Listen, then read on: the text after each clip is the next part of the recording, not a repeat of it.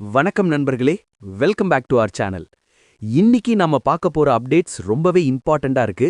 குறிப்பா ஜனநாயகன் படத்தை பத்தின அப்டேட் நிறைய பேர் வெயிட் பண்ணிக்கிட்டு இருந்தீங்க. அது நம்ம கிட்ட இருக்கு. அதோட கூட ஏகே, சூர்யா, பகத் ஃபாசில், தனுஷ் அப்படின்னு நிறைய விஷயங்களை இந்த வீடியோல கவர் பண்ண போறோம். ஸோ வீடியோவை ஸ்கிப் பண்ணாம கம்ப்ளீட்டா பாருங்க. ஃபர்ஸ்ட் நம்ம பார்க்க போற அப்டேட் எந்த படத்தை பத்தி அப்படின்னு கேட்டிங்கன்னா, அது வேற ஒண்ணும் இல்ல, ஜனநாயகன். இந்த ஒரு படத்துக்காக நம்ம எல்லாருமே ரொம்ப வெயிட் பண்ணிக்கிட்டு இருக்கோம். உங்களுக்கே தெரியும், ஜனவரி 9ஆம் தேதி போன மாசம் வர வேண்டியது பொங்கல் ட்ரீட்டா எல்லாரும் எதிர்பார்த்தோம். ஆனா வரல. சென்சாருக்கு எதிரா பல போராட்டங்கள் நடந்துகிட்டே இருந்துச்சு. ஆனா குட் நியூஸ் என்னன்னா, ஃபைனலா எல்லாமே முடிஞ்சு இப்ப நம்ம இந்த படத்தை தியேட்டர்ல பார்க்க போறோம். February 19, 20 இல்லனாக்கா 26ஆம் தேதி. மோஸ்ட்லி 20ஆம் தேதி தான் வந்துரும் அப்படின்ற மாதிரி தான் இப்போ எதிர்பார்க்கப்படுது.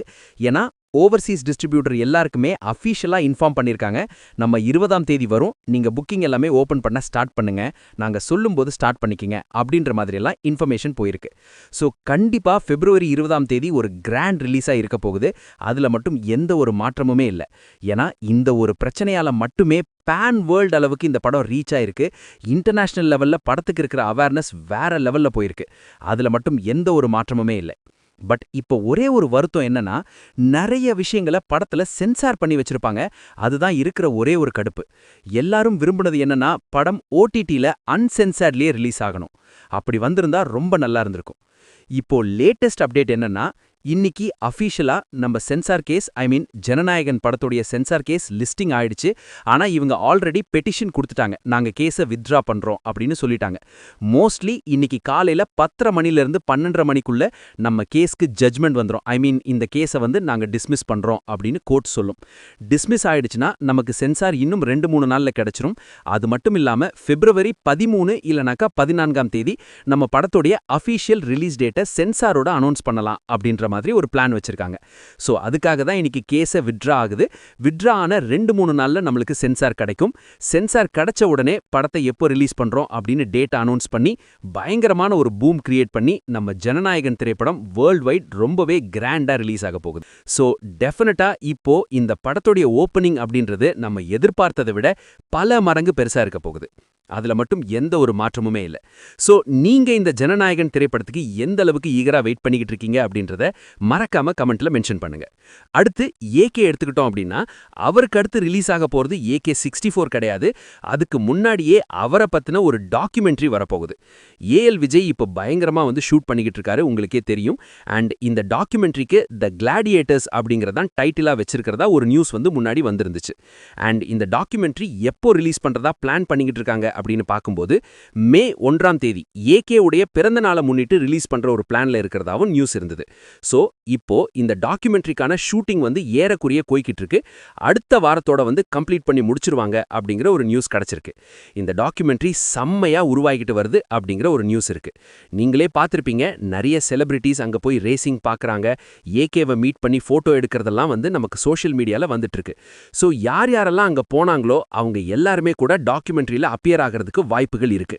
அவங்களுடைய வியூயிங் எக்ஸ்பீரியன்ஸை ஷேர் பண்ற மாதிரி இருக்கும் அப்படின்னு நினைக்கிறேன்.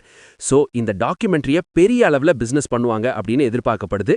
ஏற்கனவே நிறைய ஆஃபர்ஸ் வந்துகிட்டு தான் இருக்கு அப்படிங்கிற ஒரு நியூஸ் இருக்கு. சோ எந்த ஓடிடிக்கு கொடுக்க போறாங்க, எவ்வளவு பெரிய தொகைக்கு செல் பண்ண போறாங்க அப்படிங்கறதெல்லாம் போக போக நமக்கு தெரிய வரும். இப்போ AK64 தாண்டி AK65 எந்த டைரக்டர் தான் எடுக்க போறாரு அப்படின்னு சொல்லி ஒவ்வொரு டைமும் ஒவ்வொரு டைரக்டர் பேர் சொல்லி நியூஸ் வந்துகிட்டே இருந்துச்சு. அந்த வகையில இப்ப வந்திருக்கிற நியூஸ் என்ன அப்படின்னு பாத்தீங்கன்னா, இப்போ ஏகே உடைய டாக்குமெண்ட்ரியை எடுக்கிற ஏஎல் விஜய் அவர் தான் AK65 டைரக்ட் பண்ண போறதா ஒரு நியூஸ் வந்திருக்கு. சோ ஏகேக்கு ஏஎல் விஜய் உடைய ஒர்க் ரொம்ப பிடிச்சு போயிருக்கு அப்படின்னு சொல்லப்படுது. ஏற்கனவே கிரீடம் ஒர்க் பண்ணிருக்காங்க. பட் இருந்தாலும் இப்போ ரொம்ப நாளைக்கு அப்புறம் இப்போ சேர்ந்து ஒர்க் பண்றதுனால AK65க்கான வாய்ப்பு அவருக்கு தான் ஏகே கொடுத்திருக்காரு அப்படிங்கிற ஒரு நியூஸ் இருக்கு. மேபி இது உண்மையாவும் இருக்கலாம், போக போக நமக்கு தெரிஞ்சிரும். அடுத்து பாக்ஸ் ஆஃபீஸ் அப்டேட் எடுத்துக்கிட்டோம் அப்படின்னா, வித் லவ் ரிலீஸ் ஆன 3 டேஸ்ல வேர்ல்ட் வைட் அரவுண்ட் 11 crores மேல கலெக்ஷன் கொடுத்திருக்கு. தமிழ்நாட்டில் மட்டும் அரவுண்ட் 5.5 crores கலெக்ஷனா இந்த படம் கொடுத்திருக்கிறதா நியூஸ் வந்திருக்கு. இது டெபியூட் ஹீரோவோட மூவி, பட்ஜெட்டும் கம்மி தான்.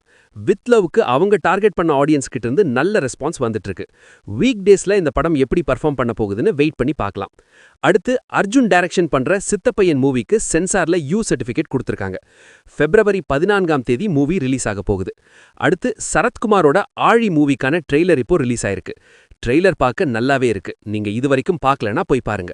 அடுத்து வேலண்டைன்ஸ் டே ஸ்பெஷலா சூர்யாவுடைய மௌனம் பேசியதே அந்த படம் February 13ஆம் தேதி வர ஃப்ரைடே தியேட்டர்ஸ்ல ரீ-ரிலீஸ் ஆகுது. இதை பத்தி சூர்யாவே இப்போ ஒரு வீடியோ பேசி விட்டுருக்காரு. ஸோ மௌனம் பேசியதை எடுத்துக்கிட்டோம் அப்படின்னா நிறைய பேருக்கு பிடிச்ச ஒரு படம் இது. அது ஒரு லவ் ஃபில்மாக இருந்தாலும் அந்த படம் சிங்கிள்ஸ்க்கான ஒரு படம் அப்படின்னு தான் சொல்லணும். அப்படி தான் இருக்கும். ஸோ படத்தில் சூர்யா அவருடைய கேரக்டரே செமையாக இருக்கும். அவருடைய பர்ஃபார்மன்ஸும் சூப்பராக இருக்கும். யுவன் சங்கர் ராஜா எடுத்துக்கிட்டோம் அப்படின்னா வேற லெவல் ஆல்பம் ஹிட் சாங்ஸ் கொடுத்துருப்பாரு. சாங்ஸ்க்காகவே அந்த படத்தை தியேட்டரில் போய் பார்க்கலாம் அப்படிங்கிற மாதிரி தான் இருக்கும். எனக்கு தெரிஞ்சு இந்த ரீ-ரிலீஸில் நிறைய பேர் தியேட்டரில் வைப் பண்ணுவாங்க அப்படின்னு நினைக்கிறேன். ஸோ மௌனம் பேசியதே மாதிரியான படங்கள் தான் ரீ-ரிலீஸ்க்கு ரொம்ப ஆப்டான ஒரு படங்கள். வேலண்டைன்ஸ் வீக்கில் கப்புள்ஸோட சேர்ந்து போய் என்ஜாய் பண்ணலாம். இப்போ ரொம்ப இம்பார்ட்டன்ட் அப்டேட், ஆவேஷம். நம்ம ஃபகத் பாசில் நடித்து லாஸ்ட்டாக தியேட்டரில் வெளிவந்து மாபெரும் வெற்றி பெற்ற ஒரு மலையாள திரைப்படம் இது. இந்த படம் உலக அளவில் வசூலுக்கு ரீதியாக ஒரு மிகப்பெரிய வெற்றி பெற்ற ஒரு திரைப்படம். அந்த ரங்கா கேரக்டர் எல்லாருக்குமே பிடிச்சிருந்தது. ரொம்பவே ஒரு ஃபன்னான ஒரு கேங்ஸ்டர். சூப்பராக அந்த ரோலை நம்ம ஃபகத் பாசில் அவர்கள் பண்ணியிருந்தாப்புல. அந்த கேரக்டரை எந்த அளவுக்கு உள்வாங்கிட்டு அதை ஃபன்னாகவும் சீரியஸாகவும் எப்படி பண்ணணும் அப்படின்றத பார்த்து பண்ணியிருந்தாரு. படமாகவும் ரொம்ப சூப்பராக இருக்கும். ஸோ இந்த ஆவேஷம் திரைப்படம் வெளிவந்து ஹிட் அடிச்சு தமிழ் எப்போ வரும் அப்படின்ற மாதிரி காத்துக்கிட்டு இருந்தோம். அதுவுமே வந்துச்சு. நம்ம எல்லாரும் பார்த்து வேற லெவலில் என்ஜாய் பண்ணிக்கிட்டு இருந்தோம். ஸோ அதுக்கடுத்து என்ன அப்படின்னு பார்த்தீங்கன்னா, இப்போ ஒரு விஷயத்தை அஃபீஷியலாக நம்ம ஃபகத் பாசில் அவர்களே கன்ஃபார்ம் பண்ணியிருக்காப்ல. என்னன்னா, இந்த ஆவேஷம் படத்துக்கு சீக்வல் இருக்காமா. இந்த படத்தோட எண்டிங்லேயுமே அந்த மாதிரி தான் முடிச்சிருப்பாங்க. இவனுக்கு நல்லா படிப்பானுங்க அப்படின்னு சொல்லிட்டு தான் அவர் அவங்க எல்லாத்தையுமே தம்பிங்க எல்லாத்தையும் அனுப்பி வச்சிருப்பாரு. ஆனால் அவங்க சரியாக படிச்சிருக்க மாட்டானுங்க. எல்லா எக்ஸாம்லேயும் ஃபெயிலு. அவனுங்களுக்கு புடிங்கடான் அப்படின்னு சொல்லிட்டு போயிட்டு ஓடும்போது அந்த இல்லுமினாட்டி அந்த சாங்கில் தான் அந்த சாங்கே முடியும். அந்த படமே முடியும். சரி, இப்போ இந்த படத்துக்கு சீக்வல் இருக்காமா. 2027 எண்ட் இல்லைன்னாக்கா 2028 மிட்ல அப்படின்ற மாதிரி அந்த படம் வரும் அப்படின்ற மாதிரி சொல்லியிருக்காப்ல. படத்துடைய ஸ்கிரிப்ட் ஒர்க் இப்போதைக்கு போய்கிட்டு இருக்காமா. ஆக மொத்தம் உங்களுக்கு ஆவேஷம் 2 டெஃபினட்டாக இருக்கு அப்படின்றத ஒரு ஈவெண்ட்ல நம்ம ஃபகத் பாசில் அவர்களை இப்போ அஃபீஷியலாக கன்ஃபார்ம் பண்ணியிருக்காப்ல. ரங்கா இஸ் பேக் அப்படின்னு சொல்லிட்டு சோஷியல் மீடியா ஃபுல்லாக அந்த விஷயத்தை இப்போ ட்ரெண்ட் பண்ணிக்கிட்டு இருக்காங்க. ஏன்னா படத்துக்கு ஏற்கனவே ஒரு பயங்கரமான கிரேஸ் இருக்கு. ஜீத்து மாதவன் இப்போ சூர்யா பாட்டிஸ் ஒரு படத்தை டைரக்ஷன் பண்ணிக்கிட்டு இருக்காரு. இந்த படத்தை முடிச்சுட்டு அவர் டைரக்டரா ஆவேஷம் 2க்கு தான் போவாருன்னு நினைக்கிறேன். Exciting times ahead. லாஸ்டா தனுஷ்க்கு பார்த்தீங்கன்னா அடுத்து பேக் டு பேக் பயங்கரமான லைனப்ஸ் அப்படிங்கிறது இருக்கு. அவருடைய லைனப்ஸில் அடுத்து அவர் 2 பயோபிக் ப்ளே பண்ணுறாரு.